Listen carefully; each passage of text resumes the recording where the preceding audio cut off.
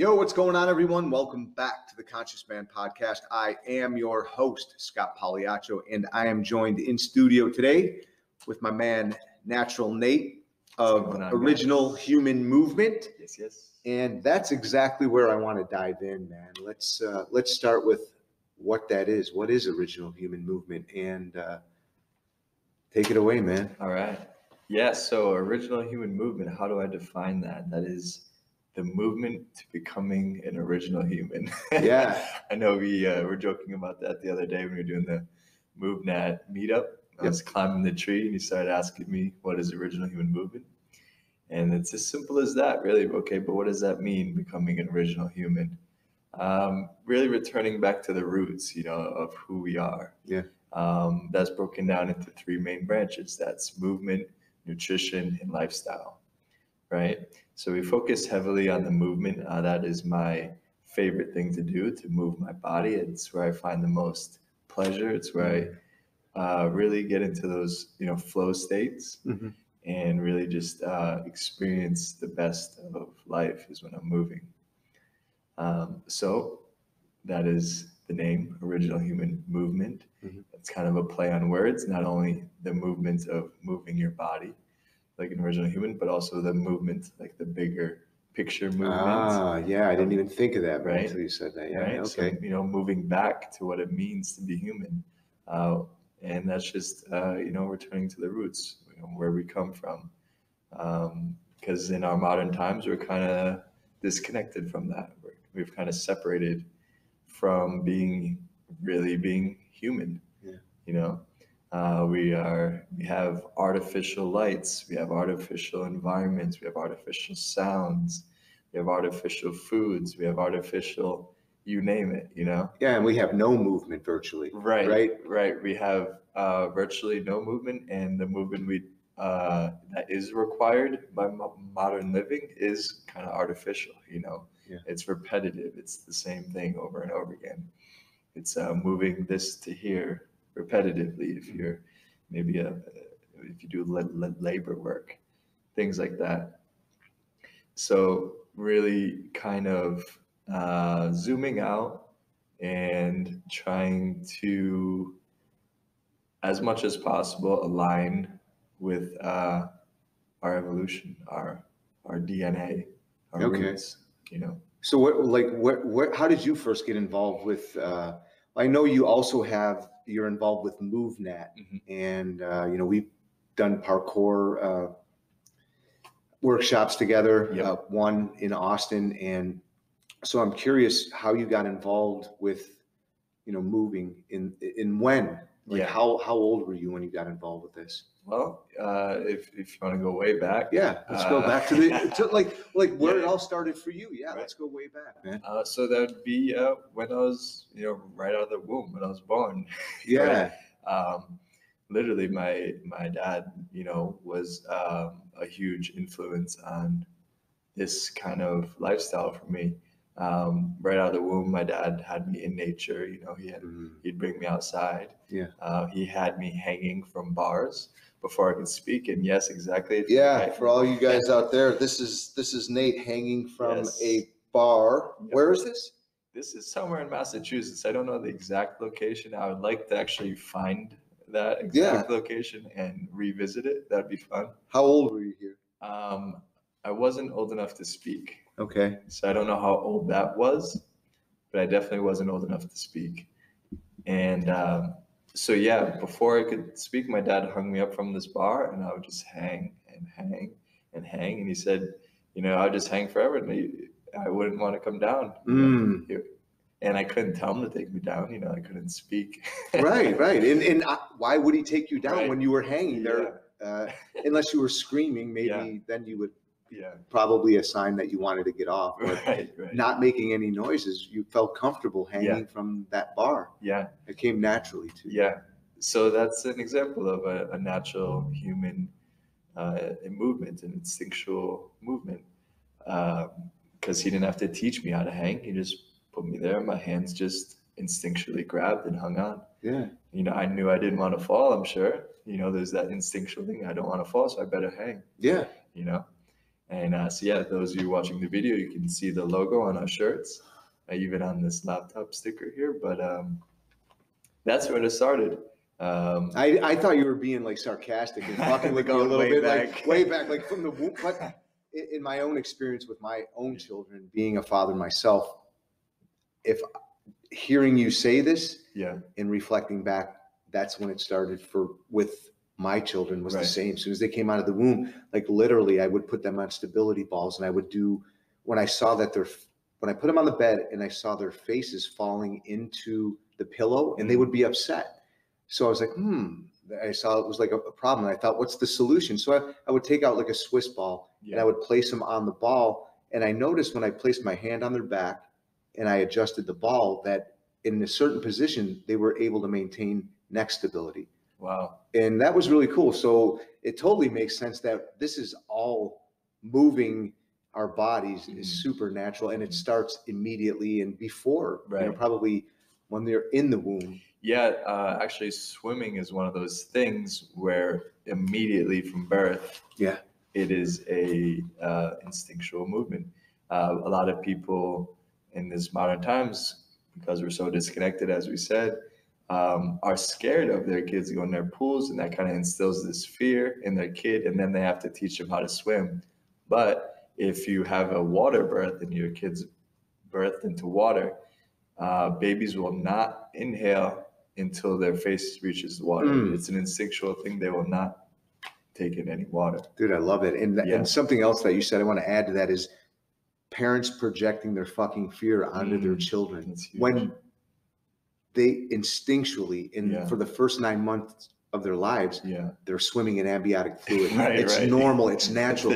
They get out their parents' fear of them drowning, which is normal and natural. You don't want your kids to drown, but it's not necessary to project that. Yeah, it is a normal fear in a sense, and but it's not necessary. You can see videos of this. You can see babies. You put them in water and they naturally turn over. They swim to the safe spot and get up. There's a whole system of facilitating that, right? Not teaching, right? But it's more of teaching the parents to let the kids. You know what I mean? So that's pretty cool. So the kids already know. But we have to re-educate the parents. Right. You have to remind the parents. Exactly. Gotcha. So that's something that's very interesting. And as a baby, of course, moving naturally, all babies do. You look at any baby, they got a perfect deep squat.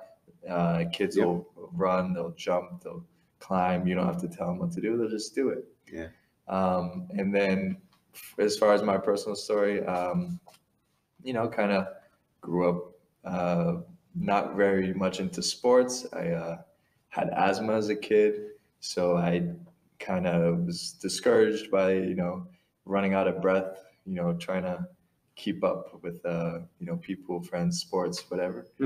And so, maybe played one sport in one third grade or whatever, and didn't really do much until I got out of high school, really. My last year of high school, I took up wrestling, and I was like, man, this was amazing. I won my first match, got my ass handed to me the rest, but I was like, wish I started earlier. That challenge was very fun. And so that kind of sparked the idea of movement, of challenge, of challenging myself. And after that, after high school, took up like self-trained parkour. And what did you see, a video or something? You know how most people start parkour. You watch a few videos online and try it out yourself. And, David Bell, I'm imagining. David Bell, Stefan, all the founders. I was fortunate enough to find the founders of Art du Déplacement, the Yamakaze. Big ups to shout out to that. Shout out to those guys for sure, man. Because I know you actually got to meet those guys. Yeah, train with them. Yeah, which was amazing. I had a few workshops locally in Texas, Williams Bell in Dallas, did a Chow Bell in Houston at Urban Movement at my buddy Cameron's gym. And then what else? So yeah, and we also went over to France and trained a week-long e-remove, the second edition of e-remove. E-remove, what's so that was Ivry is a small city in France, and that's where the kind of the birthplace of art déplacement, of what most people call parkour. Okay. For everybody out there who's listening or watching it, I wasn't familiar, so thanks for that's really helpful. Man. Yeah, art déplacement is translated to art of displacement, or art of movement, in a sense. And so a week long with the founders, with Williams, with Cha, with Jan, with Laurent, all these icons. If you look back at the the old VHS tapes. Was there a movie called The Art of Movement? Or I feel like I watched I think so. A video or maybe a documentary or something like that. There are with some those guys. Old clips of the Yamak. There's some movies at the Yamak. It's kind of slipping my mind right now. The titles of them. There's quite a few though if you look them up. And they're amazing.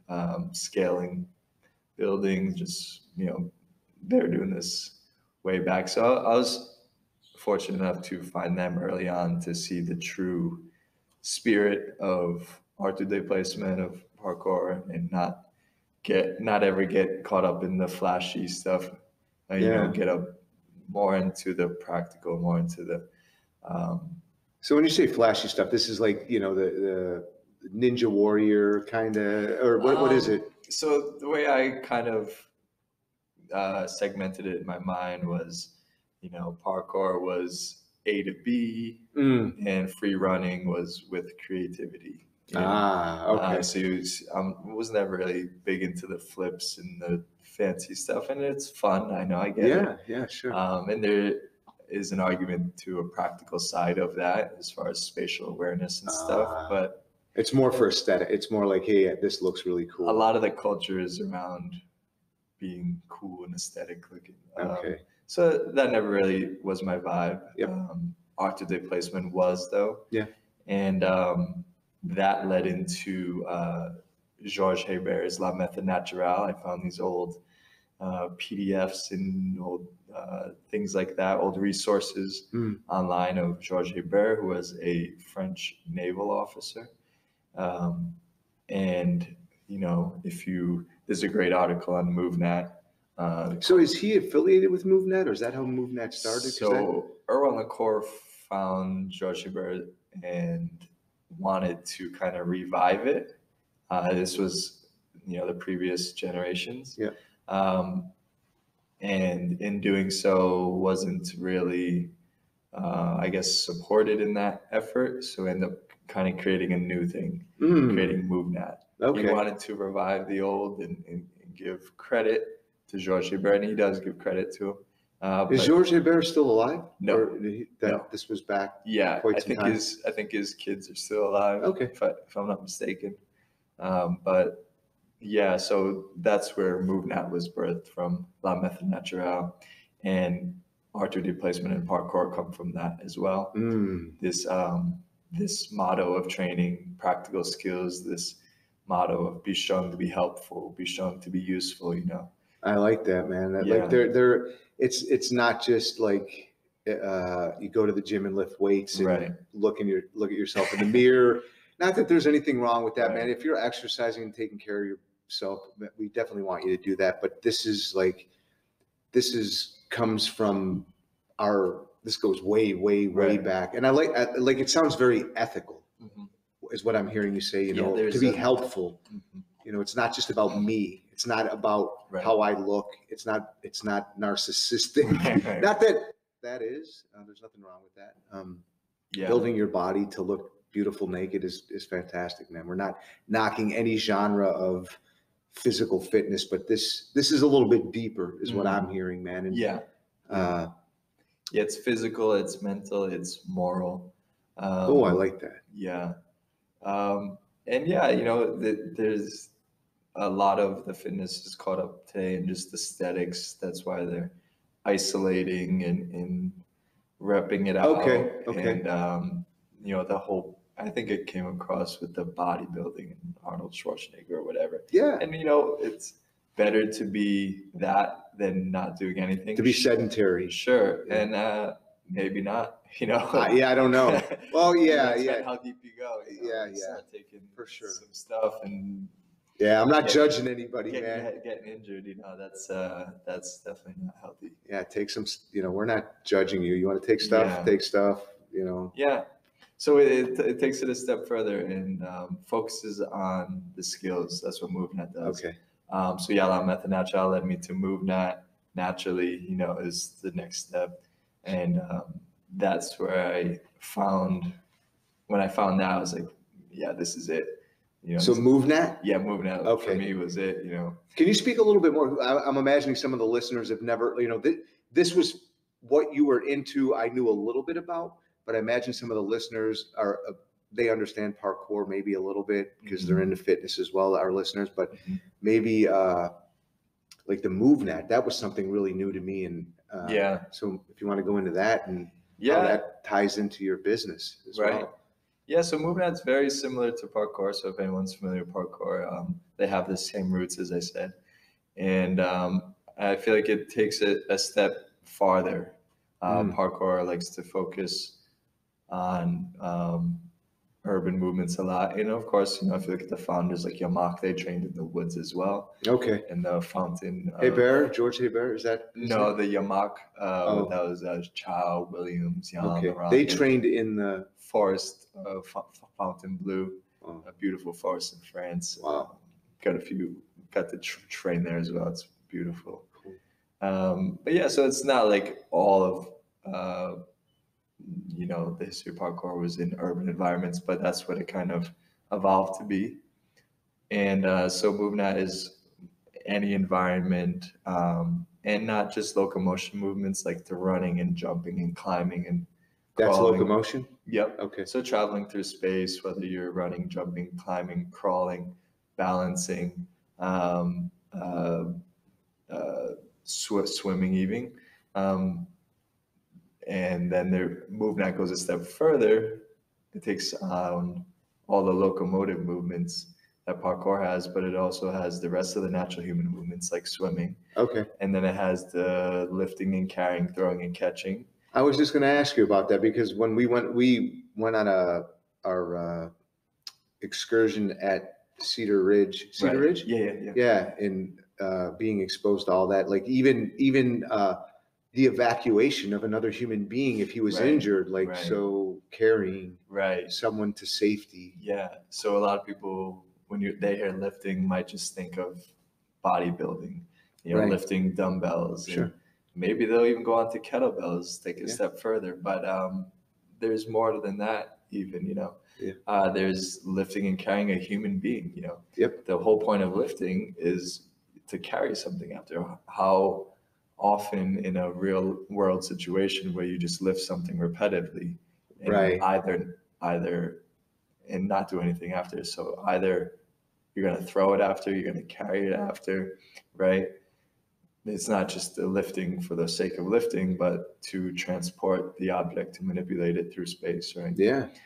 So humans is a very practical thing to be able to lift and carry. Yeah. And that's just something you won't see in modern fitness, you know? Yeah. You know? Well, you don't. Every once in a while, like I'll see somebody bench pressing like their girlfriend or something like that. Yeah. But, you know. What's the point of that? Right. To look cool on Instagram or YouTube or whatever, for sure. But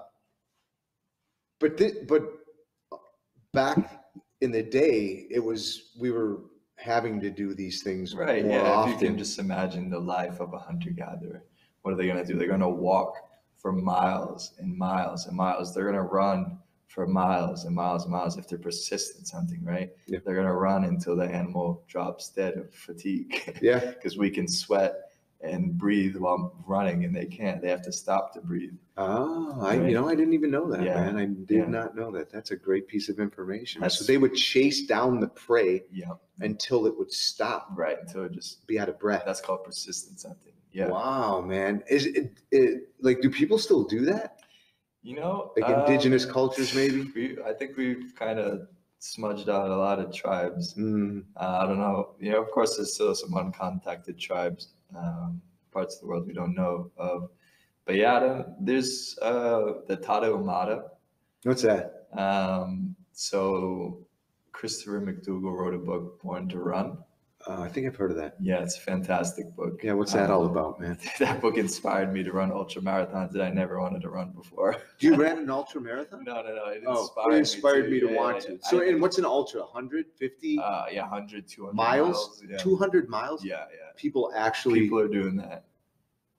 Barefoot in the desert. Straight up. In the desert. How hot is it? Like hundreds? 100 in the canyons of Mexico. The Amado, yeah. That's a tribe of people? Yeah. Okay. Yeah, it's a fascinating book. If you ever get your hands on it, definitely give that a look. Yeah, we'll put a link in the show notes for that book. What's it called again? Born to Run. Born to Run. Yeah. Fascinating book. And yeah, that's the thing. We're born to run. We're born to walk. We're born to move in a diverse set of ways. And the problem with modern sports and fitness is it's very isolated. It's very specialized. So you'll have people who are very good at running, but not so good at jumping or throwing. Yeah. You'll have people who are very good at throwing, say a ball, right. But maybe can't crawl or balance, or you have people who are very good at self-defense, but maybe they're not good at lifting and carrying and crawling and balancing. Yeah. So the idea of MoveNat is to have an unspecialized set of skills. So we want to improve all domains of movement skills and kind of have them at an even level as much as possible. Of course, that's probably not going to be even keel across all 12 domains, but as much as possible. Okay, well, I'm curious. So you train people in this methodology, yes. And the name of the business, the name of the company is Original Human Movement. So you can, go there. So is it in person or is it online? Yep. So it's both. Both. Yeah. Okay. So in person, currently in the Dallas, Texas area, Grapevine area, Dallas Fort Worth. And also online. So I've joined the MoveNat online coaching team. Cool. So that system of MoveNat has this platform. They partnered with this platform called True Coach, and it's super easy to use. And basically, you interact with your coach. You sign up. You get your coach, and you get your workouts for the week. They give you that, and it's very simple. You watch the videos, how to do the techniques. Yeah. And then you submit your videos for feedback, and the coach will give you your feedback, how to improve, or if it looks good, what to do. Yeah. Wow, man. That's great. Yeah. Technology, man. It's where it's at. Yeah. So if you're anywhere in the world and you don't have a MoveNat certified trainer near you, this is the best option you have. Online coaching, you can do it from anywhere in the world. How do you assess like a client online? Do they fill out a questionnaire and then whatever their skill level is, and you kind of work with them from there? How do you assess somebody, that isn't right in front of you? I'm curious about that. So yeah, there's when you sign up for MoveNat online coaching, there's a form you fill out, kind of get your history, where you're coming from, what your goals are, where you want to go. And from there, the first session is an assessment. So we kind of look at, these generic, more basic movement skills to see where your level of fitness is. And then we kind of make a program for you from there. Cool, man. Depending on your goals. Yeah. Right on. That's awesome, man. Yeah. So if I wanted to train with you, I can obviously train with you live and in person, but you may be going to Bali soon, and we'll get into that a little bit later. Yeah. And I wanted to stay in contact with you, that I could just do it over the internet, and you would assess me over a period of time. And typically, what is the duration somebody trains with you for to learn these skills? I mean, do you have ongoing clients that have been working with you for months and years, or? Yeah, movement is a lifelong, approach. Yeah. Of course, the goal is to get your foundation built. Yep. and get you to the level where you are comfortable, whether you just want to have a foundation just to be able to play with your kids or, you know, whatever your goals are, there's going to be a different time frame it'll take for you to reach that. We'll have people on there who are becoming MoveNat certified trainers as well. So they'll go through the program to become, so some of your clients will then become trainers. Yes, exactly. That's awesome. Yeah, that makes a lot of sense. I mean, they love it so much that they want to help other people. And that seems to be, in my experience, why we're all fucking here, is to help one another and then uplift them so they can then go and help someone and feel what that's like. And that's what it's all about, you know, learning something new and integrating that information and sharing with others, hopefully to help them as well, you know. Yeah, awesome. What about for kids? Like, I mean, even though it's really natural for kids to move, do you work with kids? I mean, with obesity being, that's the kind of the population that I'm really interested in. I loved hearing your story about how your dad, you know, introduced you to movement or encouraged it and took you in nature. And, you know, I kind of feel the same way with my kids. And what I'm noticing out in the world is that there's this, it feels like an epidemic. It looks like an epidemic when I see more and more obese kids, and it drives me fucking crazy, man. Yeah. So are you working with children as well, or is MoveNat, do they have that, you know, the availability or the... So I'm not sure if the MoveNat online coaching has gotten with any kids yet, but the MoveNat system has been used to teach kids many times. You'll see it in the community. You can look to see if there's a community up near you. But I've worked with kids myself as well. Cool. And yeah, it's great for kids because, you know, the common myth along natural movement is, well, if it's natural, why would I need someone to teach me? Yeah. Well, because we don't, that makes so much sense, because we don't move the way we used to, because we sit in front of screens. And so never mind the fact that we're so far disconnected from an environment, from a life that would require natural movement. But even if you had this natural movement ability, it doesn't mean you're going to be efficient or effective at it, right? So what do you mean by that? Like, so we have that innate in us, right? But it doesn't mean we'll be proficient at it, right? So here's a good example. Okay. Everybody can jump, right? Yeah. I could say jump, and everybody's gonna be able to do some form of a jump. Yeah, unless you ain't got no fucking legs. Unless you ain't got no legs, right? And so, but just because somebody can jump, does that mean that jump's gonna be efficient? When you say efficient, what do you mean? So there's 3 outcomes to efficiency. There's the conservation of energy. Okay. There's the increased safety. Yep. And there's increase in performance. So just because someone can jump doesn't mean it's going to be safe. Doesn't mean they're going to be energy efficient where they can continue to jump over and over again. Mm-hmm.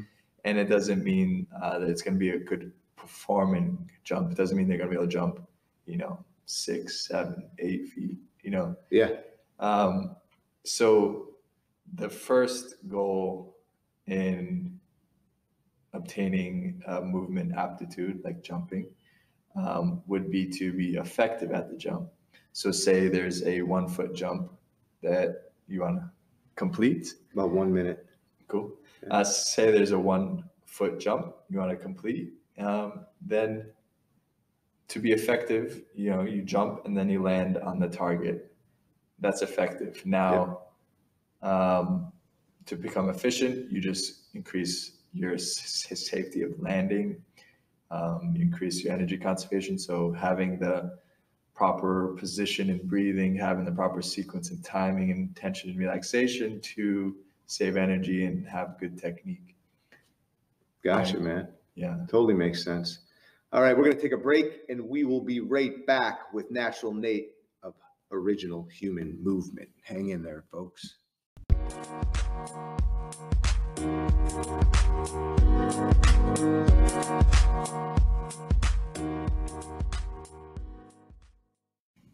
Yo, welcome back, everyone. We're here with Natural Native Original Human Movement, and we're talking about MoveNat and we're talking about what it is and how it's going to help you. So we left off just a second ago, and we're just going to pick right back up where we left off.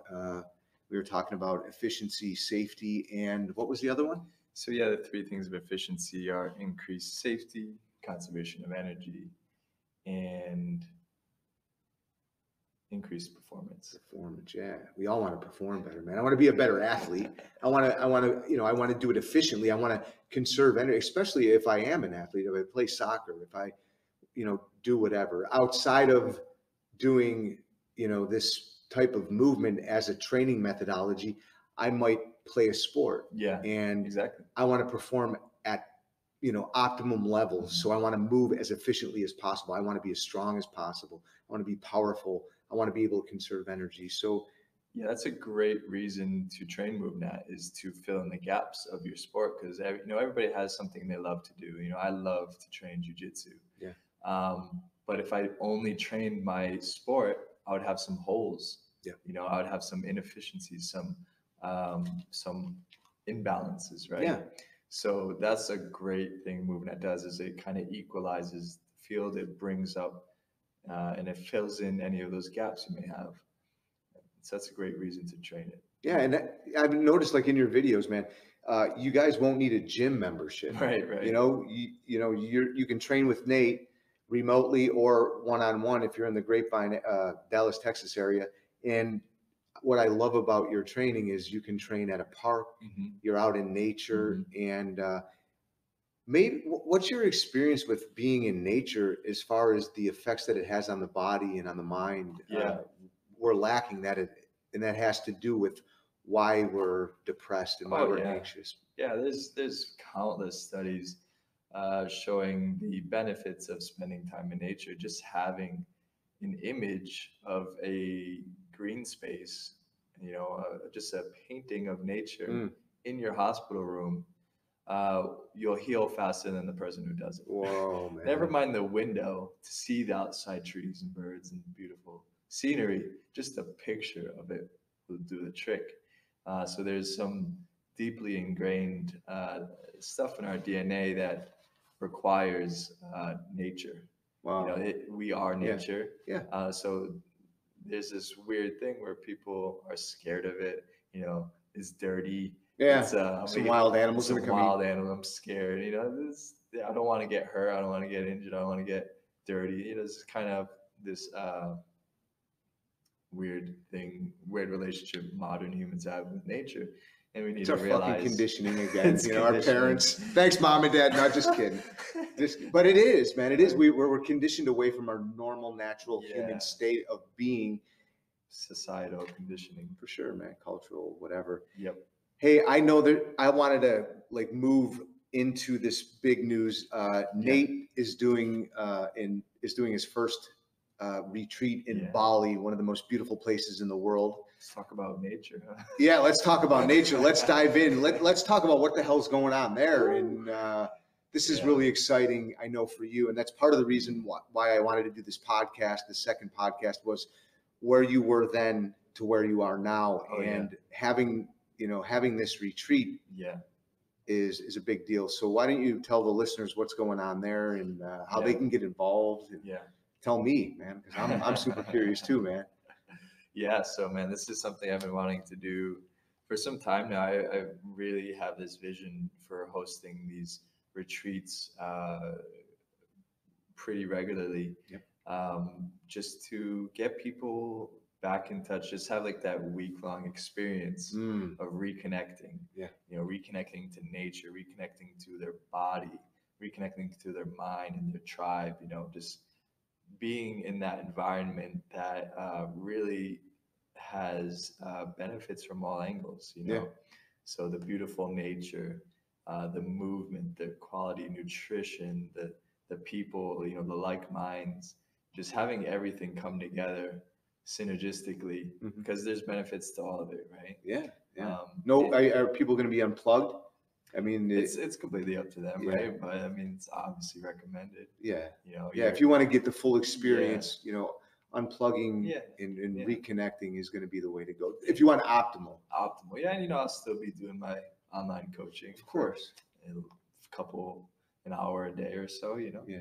And so it's not like you have to be completely unplugged to enjoy this experience, but just spending most of your time in alignment, right? Yeah. Moving the way your body's designed to move, eating in a way that supports a healthy body and mind, connecting with people through conversations and movement and games and play, and just being in that beautiful scenery has so many benefits. There's millions of studies to promote a more natural way of living, eating, moving, and it's not something that you need a study to prove. You can feel it. Yeah, man. How amazing do you feel when you're sitting with someone talking, having a great conversation? How amazing do you feel when you're eating quality food?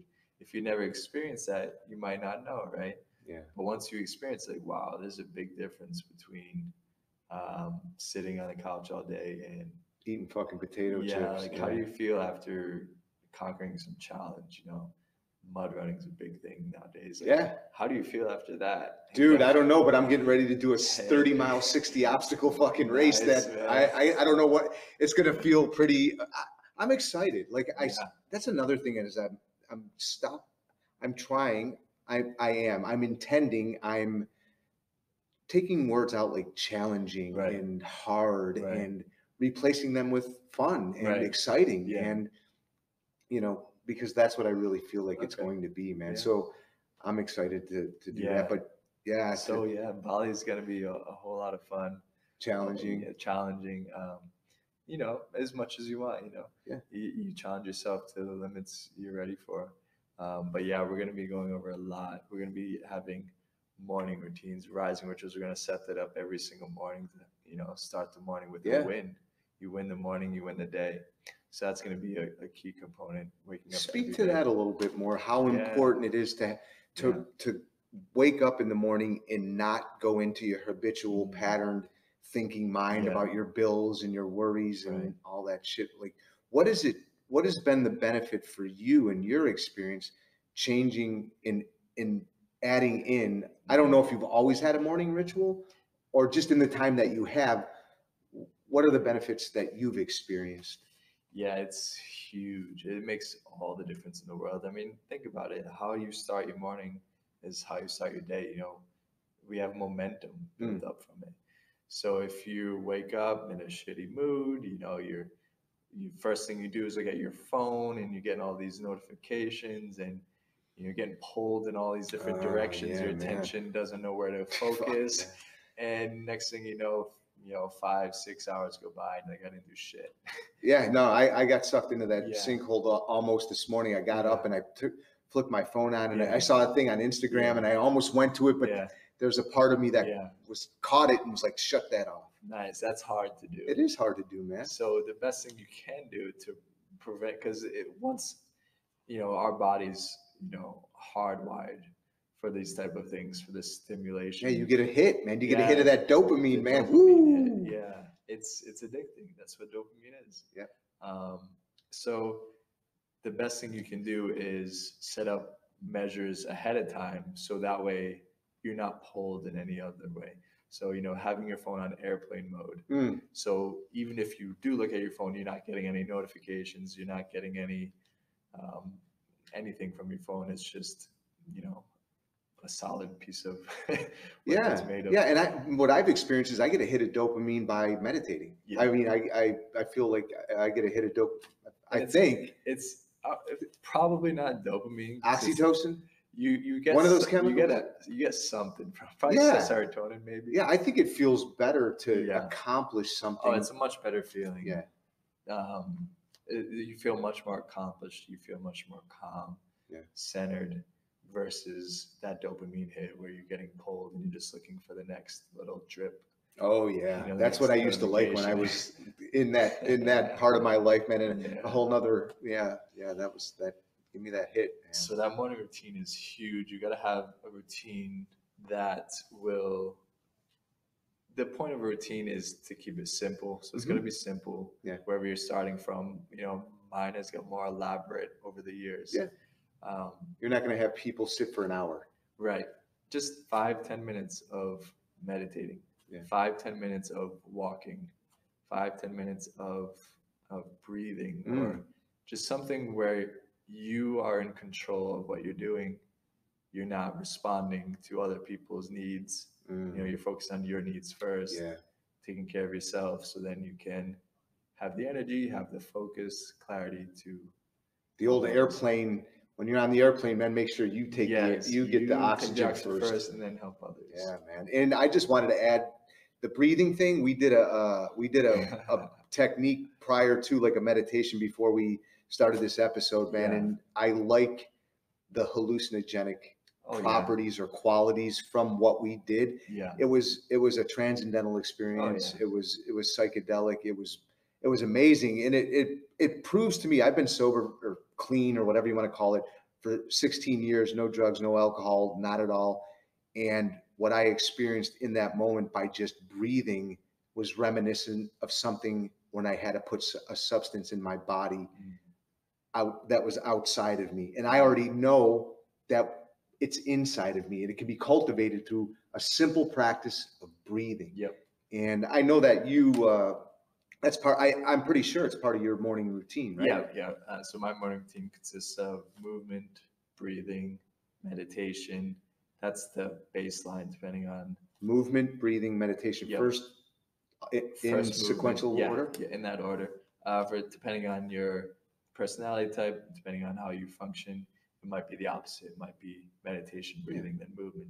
So this is an individual, like for somebody, individual thing. Gotcha. Man. You'll find, through trial and error, or if you got a coach who can figure out what best benefits you, they can kind of help you with that. Yeah. But movement, breathing, meditation is the minimal.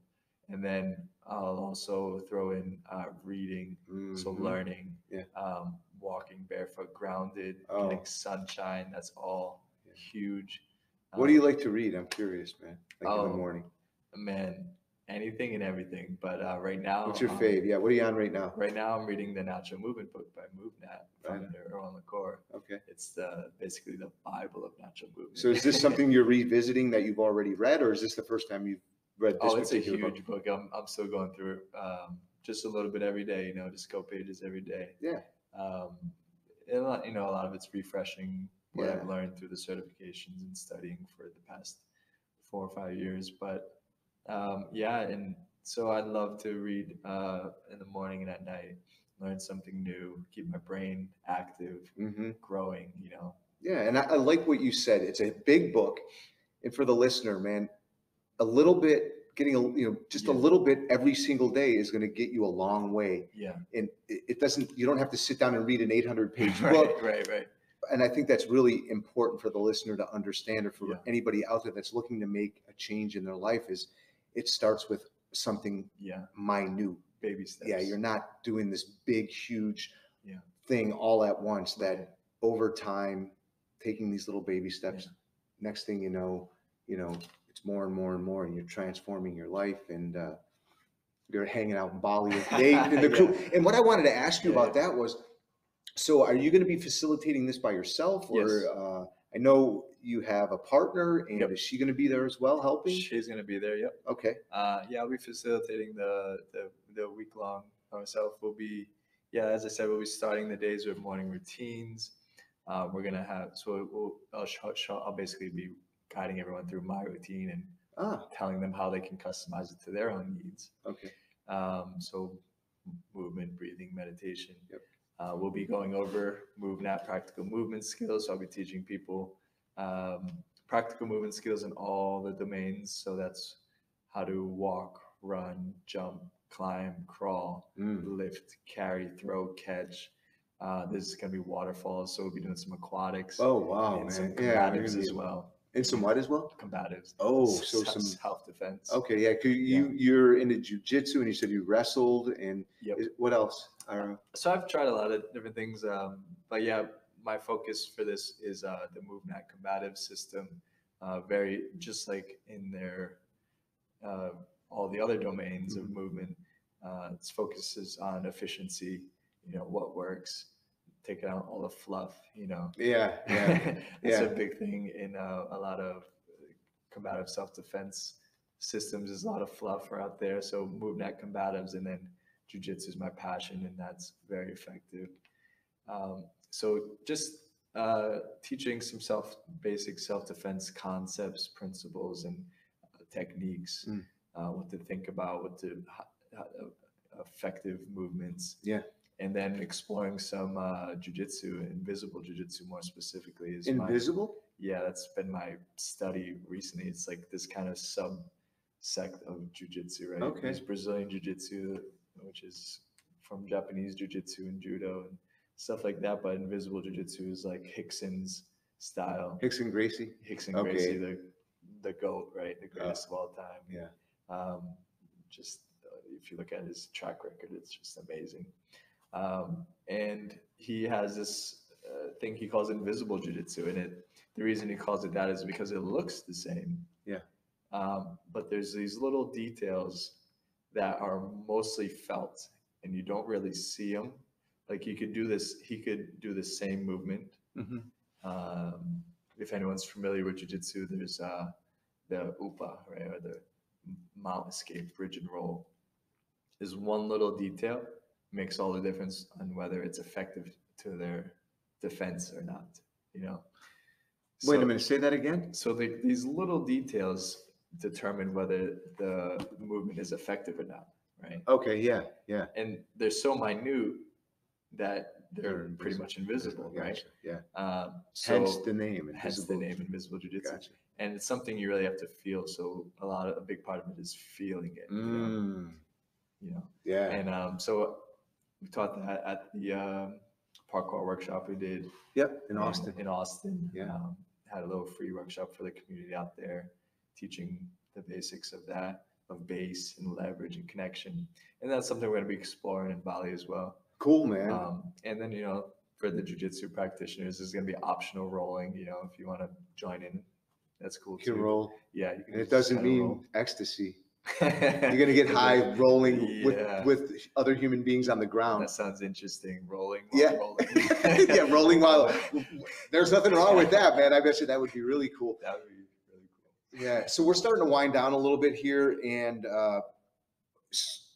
one of the other things that I wanted to mention and talk about is you and Tiffany, your partner, are going.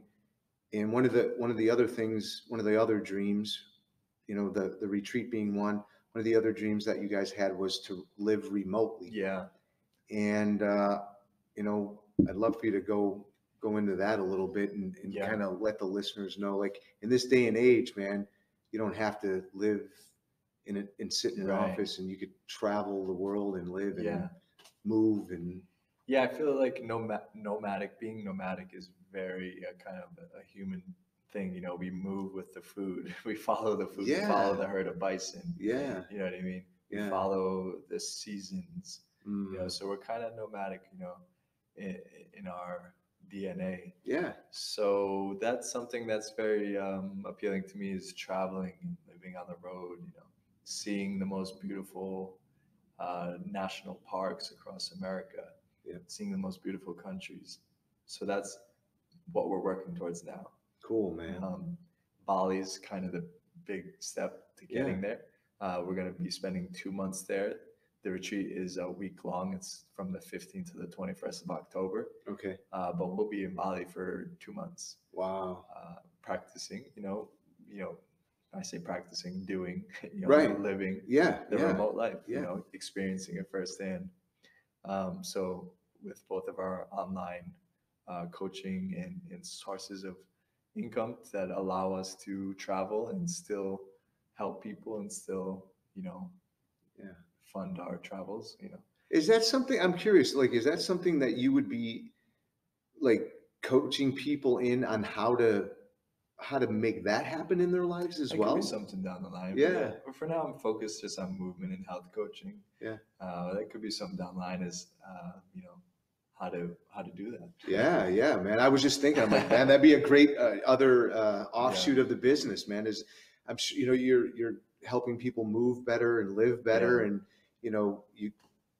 most tribes want to, kind of are interested in all the different aspects of their mentors' lives. And I know that's got to be appealing to a lot of people. Like, who doesn't want to live in Bali for a couple, and then move somewhere else? Just get up and move. Yeah, man. And that is appealing to me. Like, I feel like another societal cultural conditioning is settling down, man. And it doesn't feel right for me, man, being stuck. Me neither. That's what so I'm excited for you guys to move. And,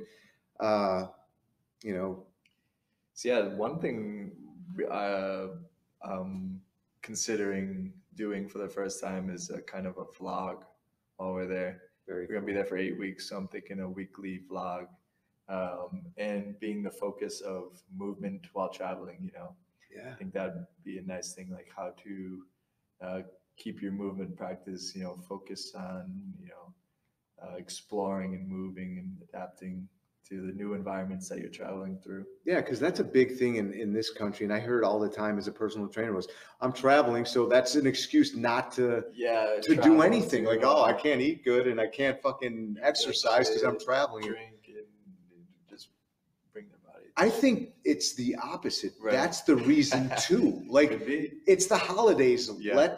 Let's eat really well.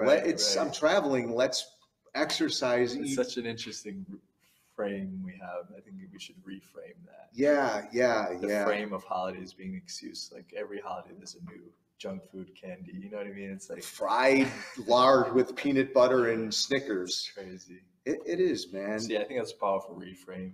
It is. Yeah, man. It totally is. Like, looking for reasons to move more, to eat better, is definitely, especially if you have kids, man. We're modeling to the next generation and the next 7 generations what they should be doing. And it's like, but I also understand and have empathy and compassion, because it's almost like you're on autopilot. Like, we're doing what we've always done, almost not knowing.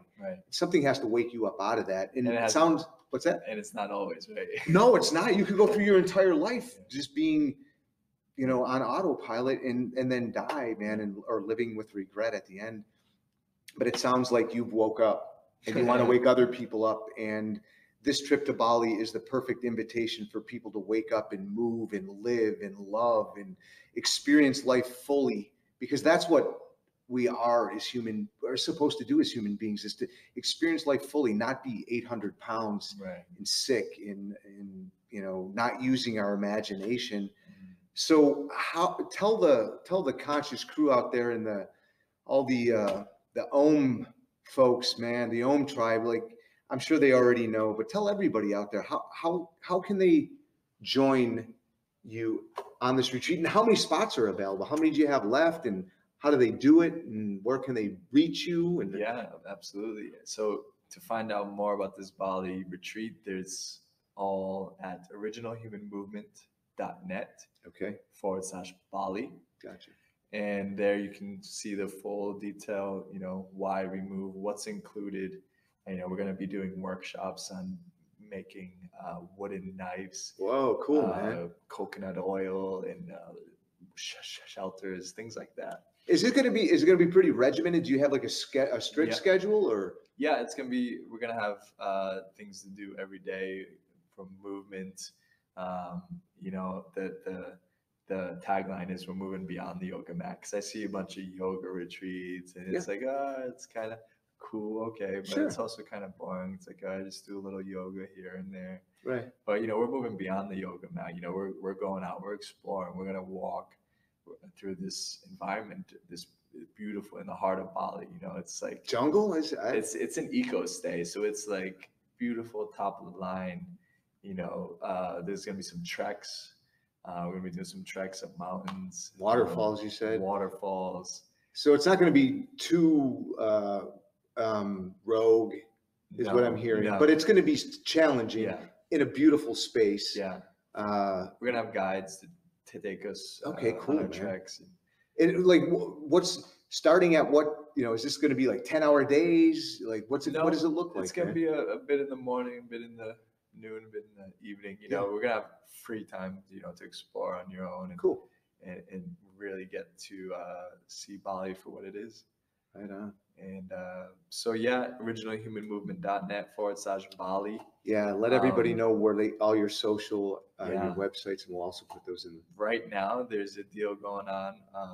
You can bring a friend and get 20% off each. Okay. So that's 40% off total. Whoa. So that's bring a friend 20. And if you check out together, it's bring a friend 50 for an extra 10%, 50% off total. So that's huge right now. And for the Conscious crew, the Conscious Man tribe, you can enter Conscious Man 20 for 20% off your ticket. Whoa. And then, if you bring a friend and get even more. And well, is airfare included, or is this? Everything is included except airfare. Okay. So it's an all-inclusive food, the most beautiful food. There's some pictures up on the site you'll see. Yeah. But everything is local, organic, right from the land, grown right there. Wow. Harvested. Man. It's amazing. And everything's included. The EcoStay takes care of us with all the amenities, and sounds amazing, man. It's going to be paradise. Awesome. Everybody out there, go over to originalhumanmovement.net /Bali. Check it out. Yep. Don't wait. Go over and check it out right now. Yes. That is your action step. We want you to move into action around taking better care of yourself, and you don't have to do it alone. You can join Nate in the OM crew, in the OM tribe, and they'll get you started. Yeah. So in closing, Nate, what is it that you want to do in the world? What's the thing that you want to leave behind, your legacy? That's the closing question, man. I'm super curious. I think all of the Conscious crew out there is curious. What is it that you want to leave behind for the generations to come, man? Yeah, I really want to just unlock people's bodies and free their minds so they can unleash their true potential. That's the mission statement. And how do we do that? Yeah. We do that through movement. We do that through breathing, nutrition, lifestyle, really encompassing the whole picture of what it means to be human, and aligning with ourselves, our true selves, our true nature, and doing that to unlock our bodies, free our minds, and unleash our true potential. That's beautiful, man. That I just feel like a warmth in my heart, and I feel this connection with you, brother, and I feel appreciation for what you're doing in the world and the lives that you're changing, because you've certainly touched mine.